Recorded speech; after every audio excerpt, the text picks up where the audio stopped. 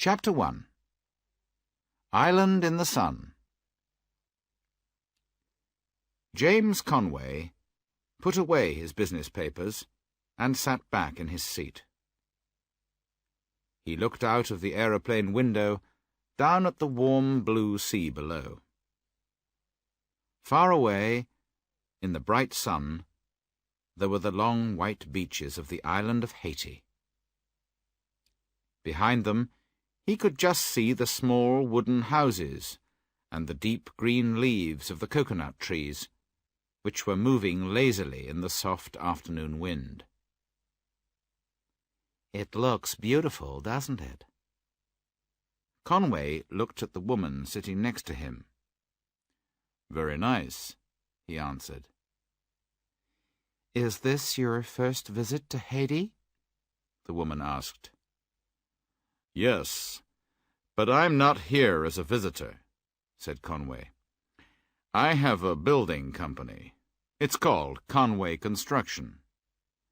My company has offices all over the world, America, Europe, Africa. We're very big in Australia, too. Everyone in Australia has heard the name Conway. I'm coming to get an office here, buy some land, build a few hotels, you know.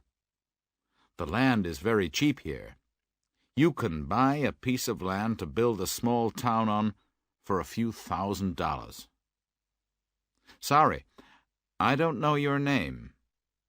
I'm Mr. Conway, James Conway. Just call me Conway." "I'm Karen Jackson." "Nice to meet you, Karen. What do you do? Have you got a job, or are you married?" "I'm at Harvard University." "From the university? Are you a secretary there?" "No, I'm a doctor. I'm teaching medicine." "A doctor? That's interesting. What are you doing here in Haiti? Are you on holiday? I know you teachers get long holidays." Karen Jackson was beginning to dislike the man. "No," she said, "I'm going to work in the hospital at Port-au-Prince, and while I'm here, I'm going to do some work for my book." "Are you writing a book? What is it about?" "Voodoo." "Voodoo?" laughed Conway. "Are you telling me that someone is paying you to come here and write about voodoo? I know Haiti is not America, but voodoo? I thought people stopped believing in that years ago." "Oh, no," said Karen. "People still believe in it. You see, it works, and it can be very dangerous." "Surely you don't believe in voodoo, do you?" "Yes, I do. We don't really understand voodoo in America. Most people think it's magic. They think it can kill people." "That's right. I remember hearing about it. People who use voodoo get a picture of a person, or make a doll, don't they? Then they put pins or knives into it, and the person feels terrible pain." "Yes, that's right," Karen answered. "I have a photograph here in one of my books about voodoo. Look, there's one of the dolls. It's not a child's doll. It's made from coconuts. You see, the face is a coconut, and someone has drawn eyes, a nose, and a mouth on it. And look, there's a pin in the doll's stomach. A few days later, the man came to hospital because his stomach hurt.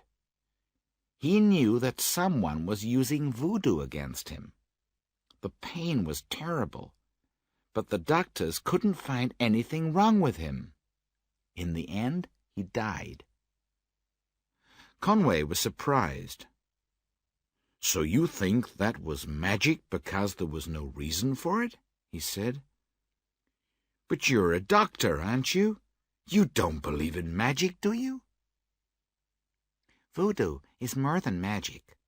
I don't believe in magic, but I know that voodoo can be very dangerous. I want to understand how it works. Here in Haiti, there are still a few people who know how to use voodoo.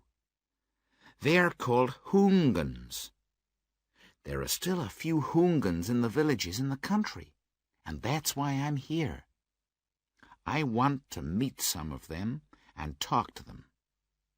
Of course, they aren't all bad people.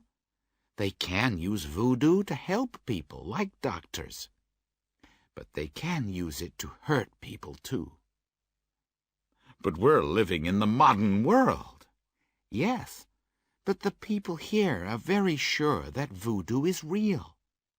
Teachers, business people, doctors, everyone believes in it. Or they are afraid of it. And perhaps that's why it works. After all, if you believe you are ill, you can be ill. And if you really think you're getting better, you can get better. If you think that someone is trying to kill you, then you can die, because you are so afraid. Well, that's a good story, laughed Conway. If I need some voodoo, I'll come and see you. Okay, said Karen. Excuse me for a minute. She got up and walked to the back of the plane. She was bored and angry with Conway, because he thought he understood everything, and he never listened to other people.